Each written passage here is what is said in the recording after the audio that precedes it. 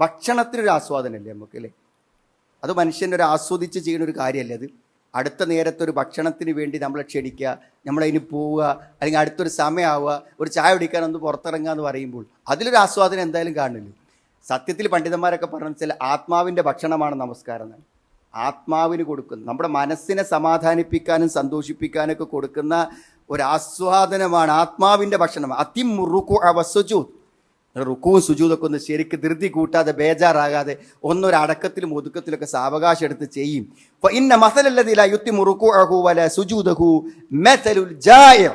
ഈ റുക്കൂ സുജൂദ് നേരെ ചെയ്യാത്ത ആൾക്കാരുണ്ടല്ലോ, അവർ ഒരു വിശക്കുന്നവനെ പോലെയാണെന്നാണ്. ലാ യഅ്കുലു ഇല്ല തംറ വതംറതൈനി ലാ തുഗ്നിയാനി അൻഹു ശൈഅൻ എന്നാണ്. അവന് ഒന്നോ രണ്ടോ കാരൊക്കെ തിന്നാൽ മനുഷ്യന് എന്തേലും ആവും. അതേമാതിരി നിസ്കാരമൊക്കെ ഇങ്ങനെ പിശുക്കി നേരെ സുജൂദും റുക്കുവൊന്നും ഇല്ലാത്തവന് ആത്മാവിനൊന്നും ആ നിസ്കാരത്തിൽ നിന്ന് കിട്ടൂല എന്നാണ്. അപ്പം നമ്മൾ ആത്മാവിന് കിട്ടണമെങ്കിലും എന്ത് വേണം തരാം, കുറച്ചു നേരം സുജൂദിലൊന്നും ഇങ്ങനെ അടങ്ങി കിടക്കണം, റുക്കുവിലൊന്നും ഇങ്ങനെ നിൽക്കണം.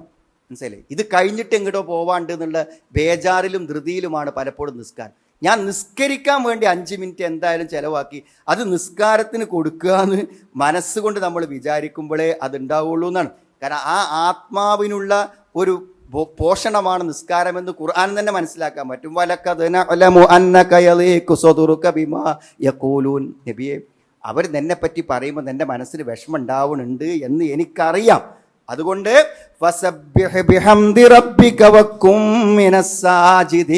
നീ തസ്ബീഹ് ചെല്ലുക, അള്ളാനെ പ്രകീർത്തിക്കുക, സുജൂദ് ചെയ്യുക.